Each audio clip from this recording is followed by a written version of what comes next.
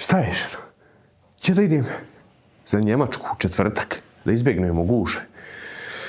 Joj, šta će meni ovaj incident u mom životu? Ljudi, pre svega Hristos se rodi, srećan Božić, ovo je klasik priča, pre svega uživajte u praznicima, ali svi znamo da se praznicima bliži kraj, u školu se kreće u ponedjeljak, koliko znam, mi se vraćamo na poslove, tako da ovo je ona klasik priča. Uvijek te ja izbjegnem jednom. Kad radim ja? U ponedjeljak. Šta ja da radim? Petak, subotu, nedjelju u Njemačkoj. Šta da radim? Ako radim u ponedjeljak drugu smjenu, krenemo ko sam normalan svijet u nedjelju. 3 sati nam treba dotad, normalno treba nam 8, a pošto svi će u nedjelju krenuti ko sam normalan svijet, u nedjelju kreće se.